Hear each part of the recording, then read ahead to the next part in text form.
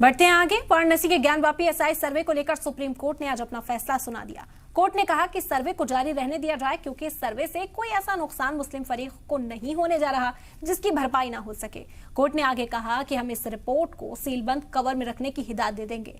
वहीं मुस्लिम फरीक के वकील ने कहा कि सर्वे की कवायद के जरिए प्लेसेस ऑफ वर्शिप एक्ट की खिलाफवर्जी होगी। चीफ जस्टिस ने हाईकोर्ट के हुक्म को सही ठहराया है। एएसआई ने कहा कि इमारत को बिना नुकसान पहुंचाए सर्वे को अंजाम दिया जाएगा। सॉलिसिटर जनरल तुषार मेहता ने सुनवाई के दौरान कहा कि सर्वे में जीपीआर टेक्नोलॉजी का इस्तेमाल किया जाएगा। इस तरह इमारत को कोई नुकसान नहीं होगा।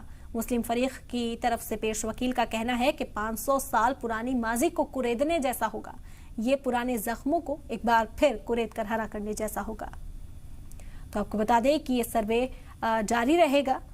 सुप्रीम कोर्ट ने इस मामले में मुदाखलत करने से इनकार कर दिया है। इलाहाबाद हाई कोर्ट का जो हुक्म था वो अभी फिलहाल नाफिज रहेगा। आज ये एसआई सर्वे का काम किया भी गया और ये इसी तरह से जारी रहेगा। हालांकि मुतमईन करने की कोशिश जरूर सुप्रीम कोर्ट ने की। मुस्लिम फरीक की ओर से अपनी दलीलें पेश की गई। कहा गया कि प्लेसेस ऑफ वर्शिप एक्ट के तहत ये सर्वे नहीं होना चाहिए। साथ ही साथ अगर इस तरह की कोई भी चीज अंजाम दी जाती है, कोई सर्वे होता है, तो वो 200 साल पुराने जख्मों को खरीदने जैसा होगा।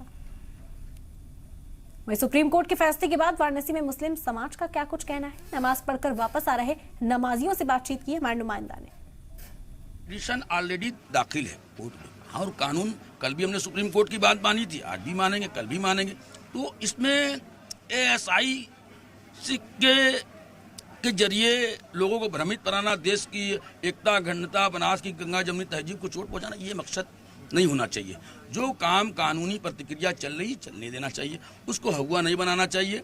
हम उसके साथ हैं और कोई दिक्कत नहीं। कल हमने बाबरी मस्जिद का फैसला आया था, हमने सरेखम तस्लीम किया था। तो आज तो पिटीशन दाखिल है ऑलरेडी मालिकाना हक का। मालिकाना हक वाले पिटीशन की तो बात ही नहीं की जा रही है।